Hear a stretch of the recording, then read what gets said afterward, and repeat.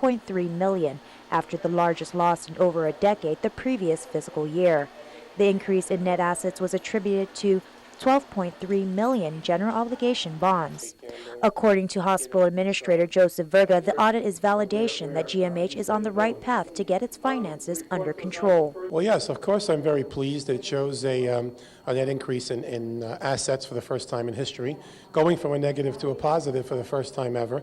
It shows, it validates that we've increased patient revenues due to the improvements we made in billing and collections. Although the report notes operating revenues increased by $15.8 million, the audit shows GMH is still highly dependent on Guam.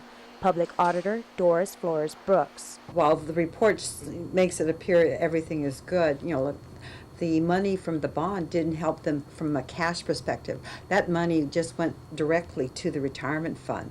So they did not get any net increase in additional cash of $12 million to get them out of the woods. Auditors also found 4 material weaknesses and 1 significant deficiency, 3 repeat findings pertaining to collection of patient receivables, unbilled patient receivables, and the lack of perpetual inventory in the pharmacy. The 2 other findings involve non-compliance with federal equipment and real property requirements and insufficient procurement documentation, which resulted in questioned costs of $154,000.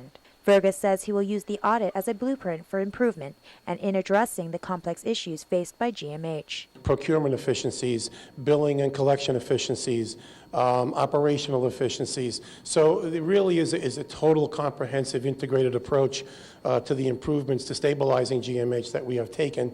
And again, this report validates the direction that we're taking. Verga hopes by this time next year he will be able to say GMH is out of the woods.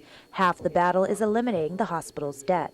The next piece will be advocating for the budget request submitted and showing that it is necessary to sustain operations and services offered at the hospital.